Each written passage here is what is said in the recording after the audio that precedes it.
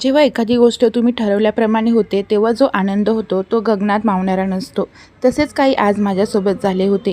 मी eco friendly decoration करण्याचे ठरवले होते, कारण की घटस्थापनेमध्ये मला कोणत्याही प्रकारची लाईटिंग किंवा बाहेरच्या कोणत्याही वस्तू वापरायच्या नव्हते. तसेच मी आज केले होते. नमस्कार, मी काविरा आणि तुमचं स्वागत आहे सनराइज लिव्हिंग विथ काविरामध्ये. आज देवीचे स्वागत करण्याचा दिवस होता. शैलपुत्री मातेचे आज पूजन होणार होते. त्यासाठी मी घटस्थापनेसाठी मातीमध्ये सर्व प्रकारचे धान मिक्स करून त्यामध्ये 2 घट, त्यामध्ये पाणी आणि नंतर त्यामध्ये देवीच्या 2 प्रतिकृती निर्माण केल्या होत्या. हा सण आपल्या कृषी व्यवस्थेशीही जुडलेला आहे. यामध्ये आपल्या शेतातील माती घरी आणून त्यामध्ये धान टाकून त्याची पूजा केली जाते. यामुळे प्रॉस्पेरिटी, समृद्धीकडे जाण्यासाठी आपण सज्ज झालेलो असतो.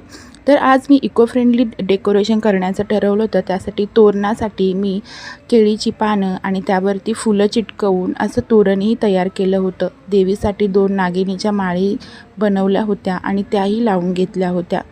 देवी मातेचे जे डेकोरेशन होते त्यासाठी मी नुसत्या फुलांचाच वापर करायचं ठरवलं होतं. यासाठी मी रांगोळी फुलांची बनवली होती. बॅक साईडचं जे बॅकग्राऊंड आहे त्यासाठीही मी फुलांचाच वापर केला होता.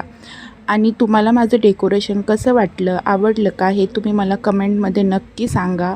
आज शैलपुत्रीसाठी घीचा नैवेद्य होता, तोही मी ठेवला होता.